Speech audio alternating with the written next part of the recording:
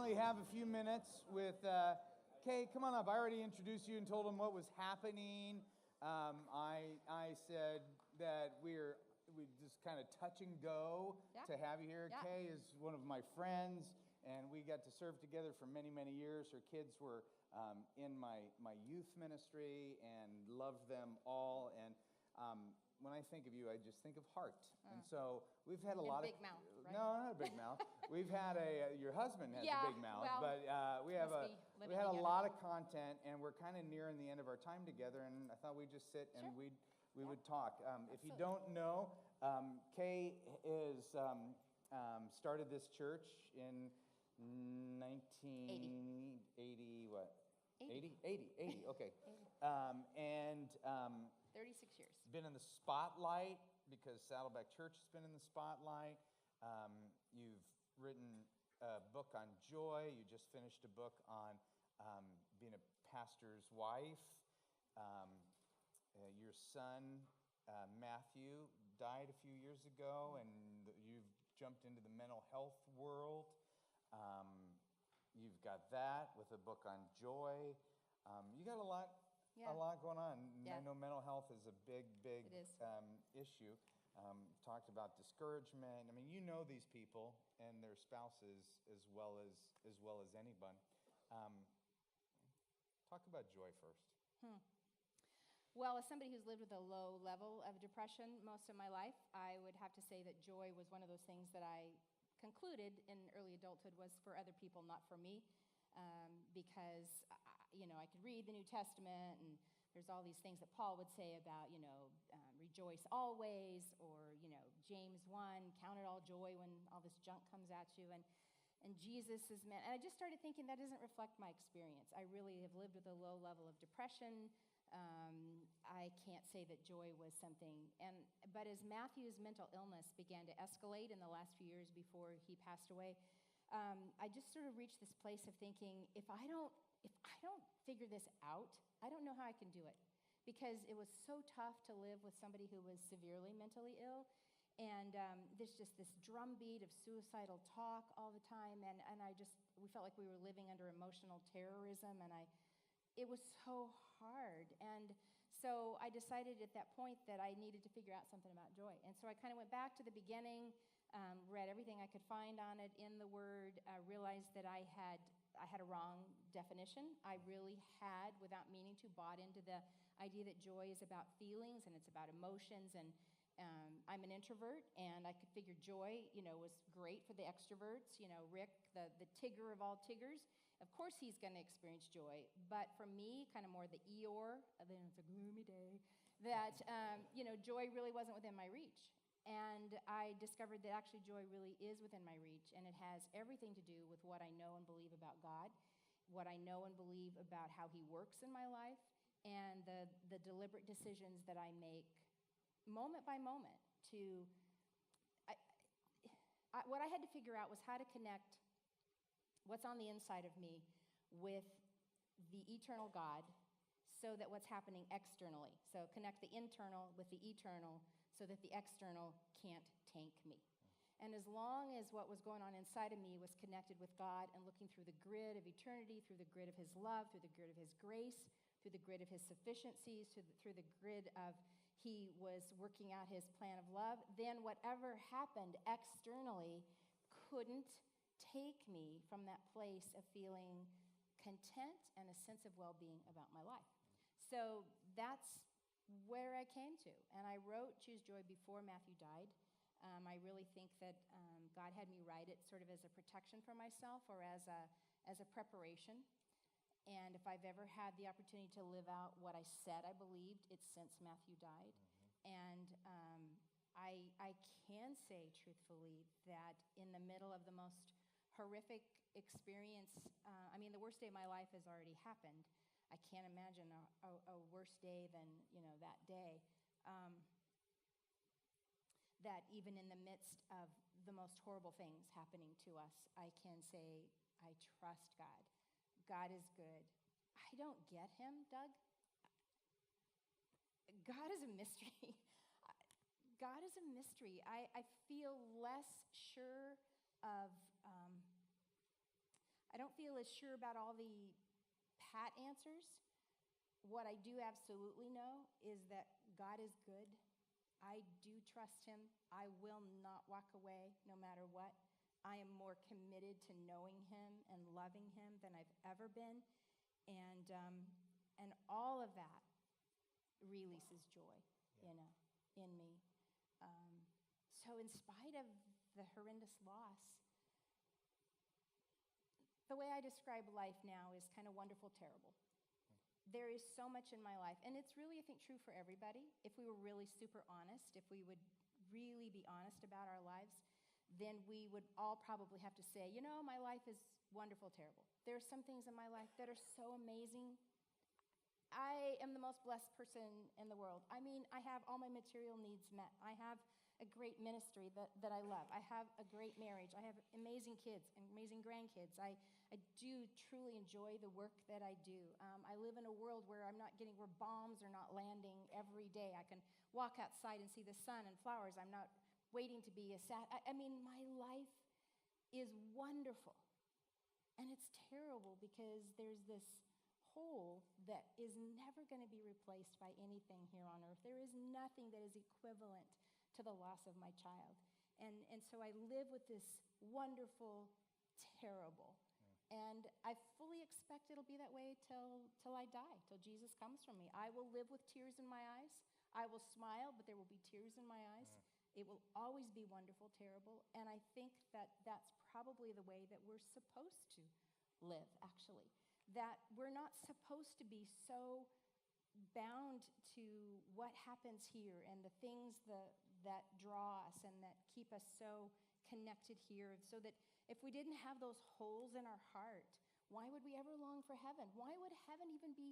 Who gives a rip about heaven if earth is so perfect? And I think having lost a child, I have a new awakening and a hunger for heaven. I know this world is not enough. I know this world is just not going to cut it completely, and it never will. But there is a time and a place coming that will. And boy, do I look forward to that day. Yeah. You're making me cry. No, you're making me cry. Tell me one thing that you just loved about Matthew. Oh my gosh.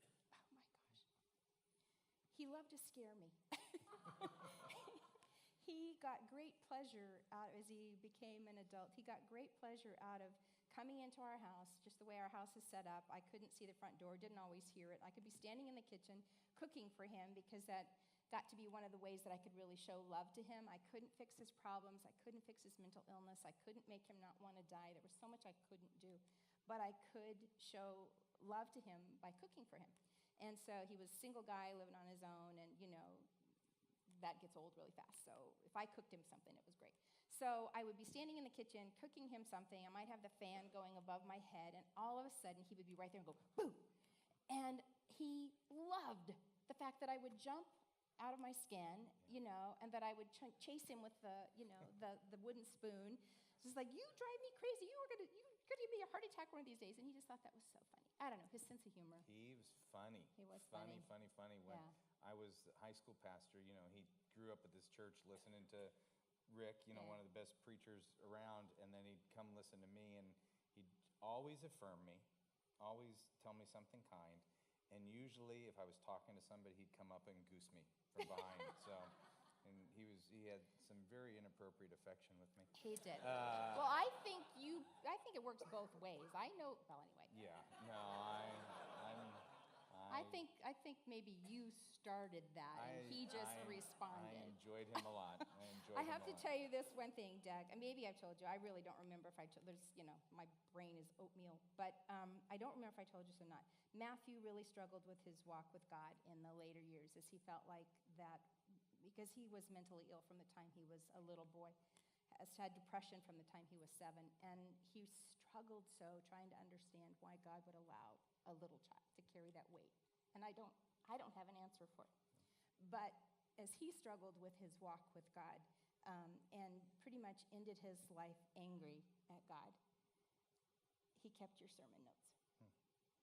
I've got a couple of notebooks of your sermon notes, yours and Mike Howerton's, and Matt's and Josh's and Katie's. He kept those neat. notes. That's That's neat. sweet. I have to tell you one other thing about Okay. he was so loving, even as he struggled and suffered. I've heard the stories I've heard from people after he died of people who said to me, one lady told me when he was a teenager and he was working for Rick's tape ministry, and so he'd come after high school and he'd work and, run tapes. There was tapes at the time, and, put them in the mail, all that kind of stuff. And there was another girl about his age who was also working there, and the mother told me that one day her daughter was just struggling pretty hard, whatever, bad day, whatever. And she had actually gotten under one of the desks at pastors.com and was crying. And Matthew walked in, and he saw that, and he just got under the desk with her and just tried to comfort her. And I never knew that. He never told me that. It's not something I knew. But the mom told me after he died, and I've just amassed all kinds of stories like that of where in his own suffering he really was compassionate for other people's suffering. Very tender heart. Let's talk a little bit about grief, because I've heard you say before that Christians don't know how to grieve. Oh, gosh, no. And then I also know that a lot of leaders in here, we don't really know how to respond to death, even.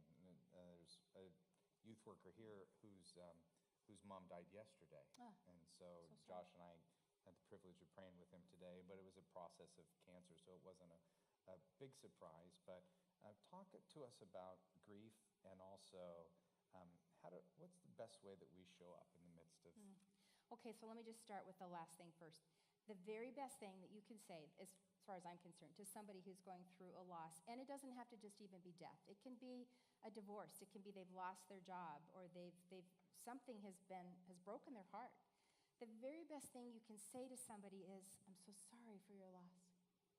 Because just to say, I'm so sorry for your loss may seem inadequate, may seem small, but what it does is it puts you in the place of compassion that says, you've lost something or someone, and I recognize it, and I hurt with you. I'm sorry for that loss in your life. One of the things that people do, because most of us don't know what to do with grief, we're very uncomfortable with grief, and loss is, man, if I've heard this one time, I've heard it 1,000 times. I didn't know what to say, so I thought it was better not to say anything. Or people will say, 6 months, a year after Matthew died, I would get a note or a card from somebody, and that might say, I didn't want to overwhelm you with, a card, so I've waited. Don't wait. This is a time when silence is not golden. Put yourself in my place. I've lost my son in a horrific way, a devastating, catastrophic way. If I ever needed to know that somebody cared about me, that I mattered, that my pain mattered, it's now. I might not be able to respond. I barely had the energy to get up and brush my teeth for a long time. So I might not be able to respond, but to get a card, to get an email, to get a text, something that says, I know you are suffering, and I am as with you as I know how to be. So please don't ever think that silence is golden when somebody's lost or they're going through grief. Even if you don't know what to say, to even simply say, I don't even know what to say, but I care about you. I'm praying for you. Your pain matters to me. Those are the most tender words that can fall on the parched soul of somebody who is in grief, and they won't forget it. But they will remember the person who didn't call, the person who didn't show up, the person who didn't. I'm sorry to say, one of the things in grief that you have to do is learn to deal with forgiveness for the people who didn't show up, for the people who didn't reach out in spite of the awkwardness of their own inability to know what to say. Absolutely don't give all the pat answers. Please don't tell them that this was God's will. Please don't tell them that God must have needed their loved one more than they did. Please don't tell them that these things happen for a reason. Please don't say things like, well, at least you got to have him for 27 years. No, as a mom, I wanted him forever. I'm not content with having my son for 27 years. I wanted him to grow old and have a normal lifespan. I wanted him to outlive me. So don't ever anytime you throw those words at least, when it comes to grief, just know you are minimizing somebody's pain. Any at least. Well, at least you have other children. Well, at least you can get married again. At least you can have other children. At least you had them for this long. Anytime you use the word at least around somebody's pain, you are dialing down the importance of their pain, and you let them know that you don't get it. So you're safe to always say, I am so sorry for your loss. And in 6 months, maybe you don't see him again, but you see him, and that's not the moment to go, so how are you? Because that is the hardest question of all, to answer the how are you. I've finally gotten bold enough to just say, as I did, I'm wonderful, terrible. And I'll explain what that means when people really want to know. But you can always say to somebody, hey, I just want you to know, I pray for you. You have addressed the fact that you know they're suffering, that they're in grief, that they're in loss, that they're in pain, and you haven't put them in this place where they have to try to come up with because really what we want to hear is people to go, well, I'm fine. Well, they're not fine. And American Christianity, Americans in general, we don't know what to do with pain. 100 years ago, if you lost somebody died, you wore a black armband or you wore black clothing. There was this year of mourning. And by your black clothing, an armband or the clothes that you wore, or, if you draped black over there were just ways that identified that people were in grief. That is gone. And so we walk through our lives talking to people in the grocery store, at the market, on the baseball fields, wherever. We walk through our lives completely ignorant that people are in pain or they're suffering, because there's nothing that tangibly says it to us. But if you know that somebody has lost somebody, or they've gone through a divorce, or they've gone through a huge breakup, something, just know that it's there. And so rather than try to put them on the spot, just that acknowledgement of, hey, I'm praying for you. I know this has been a rough year, or a rough 2 years, or whatever. Just small things. I could talk forever on that, so you may want to switch subjects. Well, let's go to something lighter like mental health. Sure. Okay. Yeah. And I said sure before I even knew what you said. Because, all of these are leaders of kids, and many of them, a high percentage of the kids in their youth ministry have kids with mental health in some various degrees. I mean, I think I always knew there was issues with Matthew Right. related to behavioral or school or things Right. like that, but I don't remember ever going like Mental health, illness, yeah. mental illness. So, Yeah, so let me give you consider this a a little 101 class. teeny mini seminar on mental illness. The facts are that half of all mental illness will be present by age 14. So if there's going to be a sometime an issue with mental illness, half of the people will have shown signs of that by the time they're 14, 75% by the time they're 18. The number 2 killer of children 10 years old and then up through age 34 is suicide in America. The number 2 killer, age 10 to 34, is suicide. That's heavy. And another statistic that will tell you is that 1 in 5 children, so 1 in 5 of your students, is going to have a mental illness. And so it's not rare. It's not rare. It's real.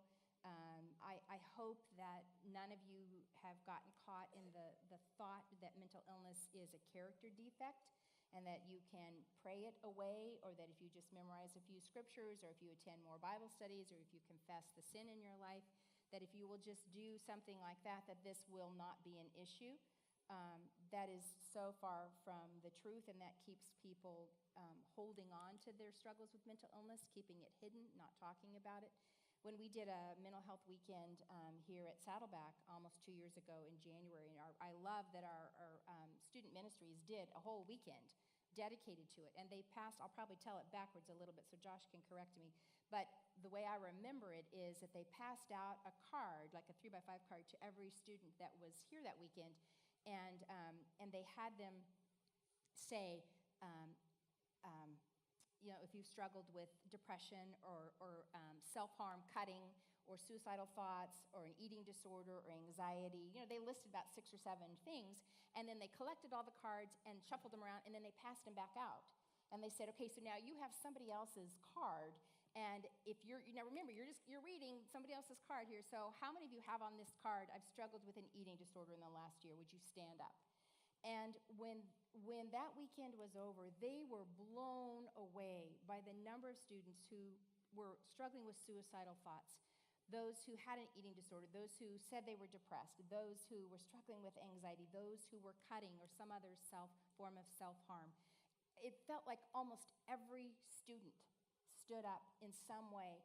And so that would be true probably in your youth groups as well. And for you to take the initiative and start talking about it, we had our college pastor, who's still our college pastor, stood up and said, I live with bipolar disorder. And he said, I realize there's some of you that probably aren't going to want to talk to me after this because you're going to think, what do I know about the Bible? What do I know about anything? Because I have a mental illness. But I just want you to know I'm living with bipolar disorder. And now you have at least somebody you can look at and say, oh, it's not the weirdo over here. It's not the guy, talking to himself on the street, talking to the fire hydrant who's psychotic. But it's my college pastor. He's living with bipolar.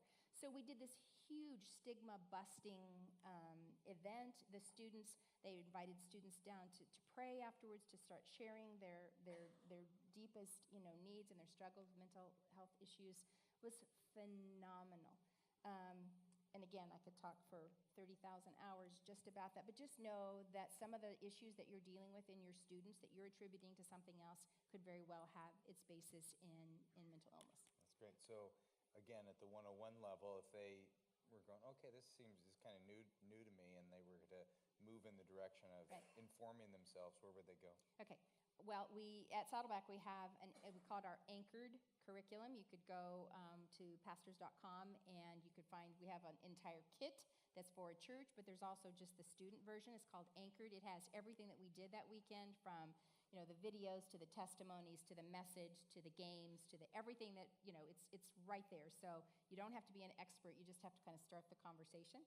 And then I would also send you, there's a free downloadable guide on that is an introduction to mental illness in layman's terms.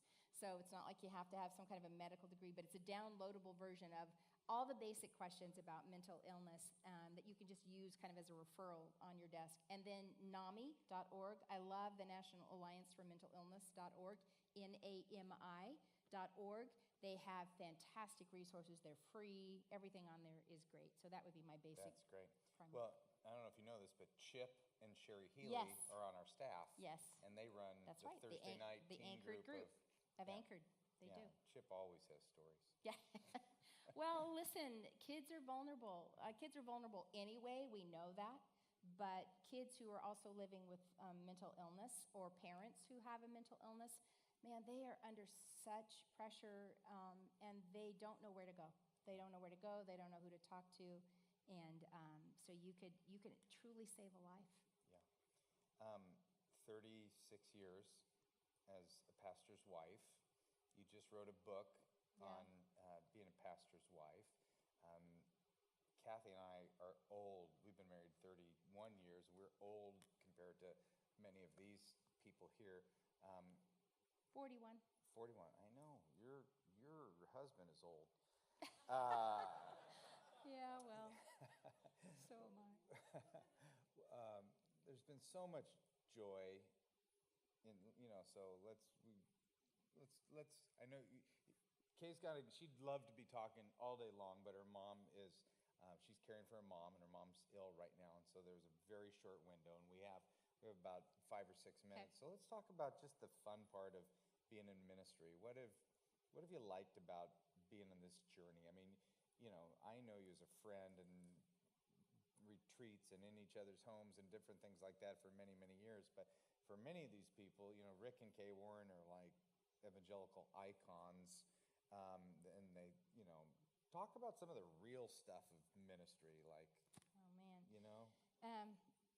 I have loved, I'll just get down. I'm the introvert. Rick's the extrovert and can tell you, he can remember all those stories. I think what I have loved the most, and what I've missed the most as the church has grown, is when we started the church 36 years ago, we literally had everybody in the church over to our house in the first year. we could do it. We kept a notebook of, hey, did you see that family? And we'd check it off in our little notebook. I mean, we knew everybody and their dog and their aunt and their brother and all that kind of stuff. And I missed that. And I missed having everybody in our home. I have people walk up to me all the time now and say, oh, I've always wanted to meet you. And I'll say, how long have you been at the church? 15 years. And it's like this gigantic knife goes in my heart because it's like, oh, man, how can you come this long? And I don't even know that I've ever even seen your face before. I don't like that. I really don't like that. But the fun part has been just being a part of people's lives changing, being there in the good times and the hard times and watching people get through those struggles and grow and become Christ-like. And the people who, I love CR. I love CR. I love every CR testimony, Celebrate Recovery testimony I've ever heard because those are people who have hit the bottom and aren't afraid to say, hey, I need help. And then they're so honest, and I feel like that's created here at Saddleback.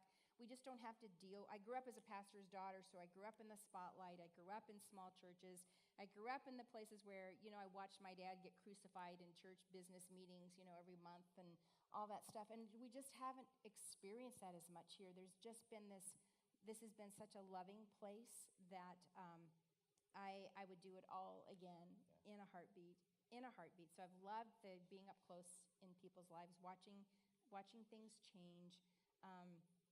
I've loved feeling a part of something that's so far more important than my own individual life, to feel like I'm part of a kingdom, that I'm connected with generations and thousands of years of people who knew Jesus, and I get to be a part of, I don't know, Augustine was my brother. I love that. I just think that's pretty cool. That is cool. How to I told you backstage, I said, about 90% of this crew is male, not to our liking. I don't know why women don't like us as much. I'm just not well, sure. we could talk about that if Yeah, you want to. we don't have time. But talk a little bit about marriage. What are these men and women? Because a lot of the women are married to people who, like Katie Edwards, is full-time youth pastor, married to a teacher. Yep.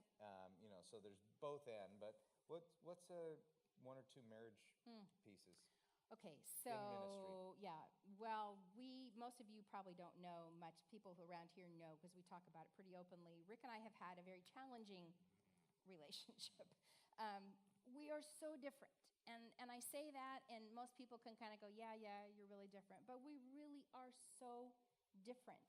And through our 41 years of marriage, that has caused an enormous amount of conflict. It has caused an enormous amount of stress on both of us. I've decided that we're both, the two of us, we are the pig-headedest people that God ever made, the two of us together. We're both very emotional and very, he is a workaholic, and I am not, but I can be. And just all the challenges. I think the greatest challenge for us was we didn't have good role models in conflict management, conflict resolution in our homes.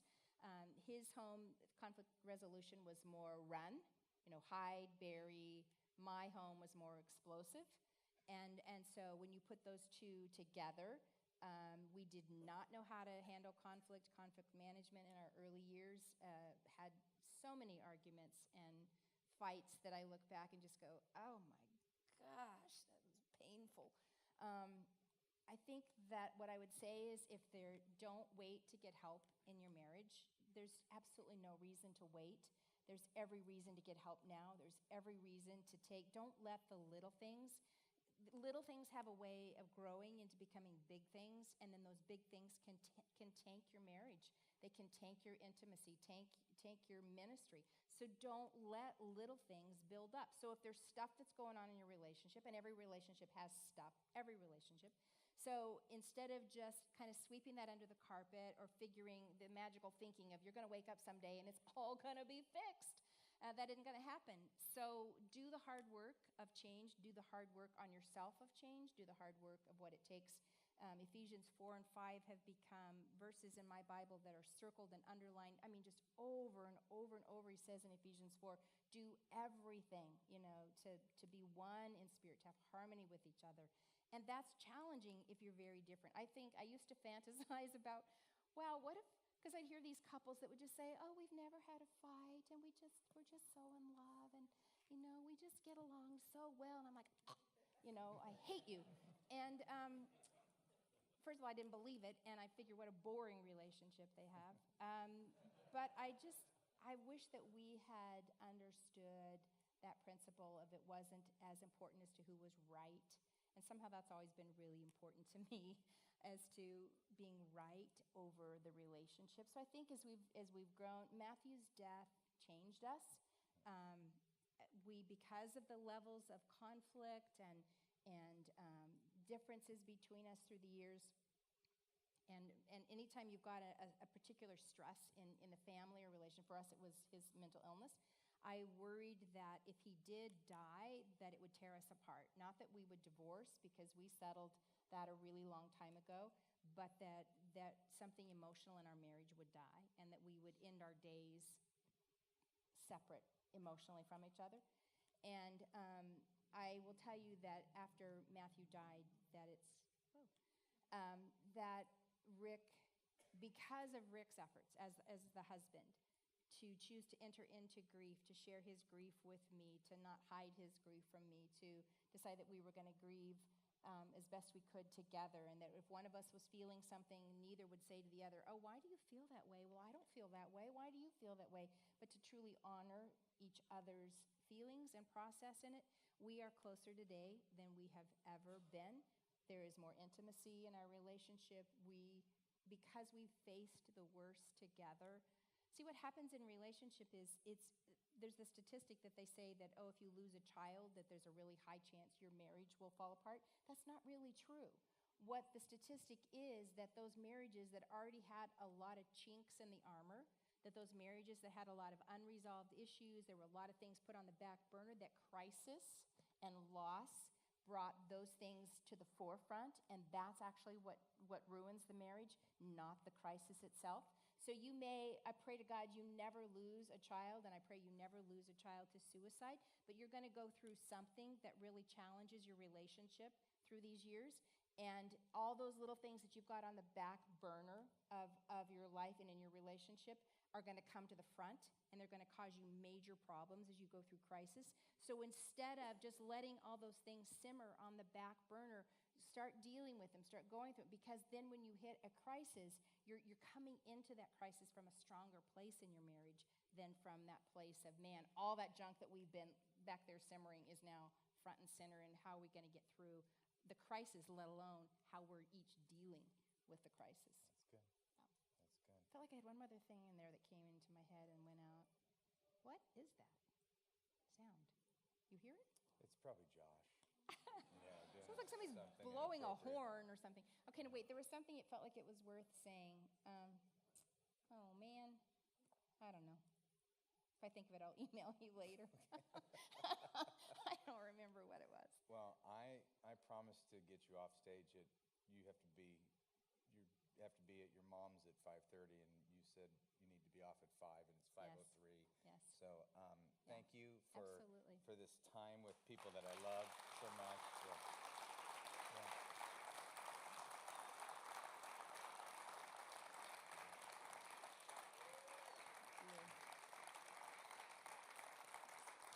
It's nice. That is nice. Thank you so much. Okay, I love you. I respect you. I value you in your heart, and I love the way that you live out life. So when people, anytime they ask about Saddleback, they immediately go to Rick, and I go, let me tell you about Kay. And I love the way you live out in front of other people and share out of your pain and your joy. And thank you for caring for my friends. All right, thanks. Bless you guys.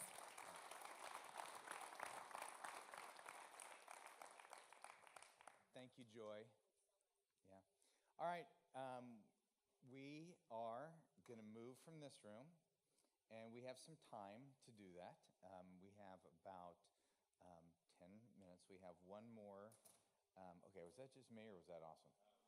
Okay, yeah. Because I was really close, and I was getting all teary-eyed, but I didn't even care that you were here. It was really, really good. We are going to have one more, like what I would call a content session, And it's going to be really maybe the most practical one in terms of youth ministry pragmatics. Josh and I have asked our friend Katie to just talk about what she continues to learn about volunteers. Okay, and it's not going to be long, and we've got a little bit of time. We're actually going to go over to the junior high room, which is right across the way. If you want to kind of walk around a little bit and take a look, Josh or Allison, Cheryl, do we know time-wise? 10 minutes on the dot in the junior high room, which would be 5:15. Okay? Yeah, we're not coming back in here.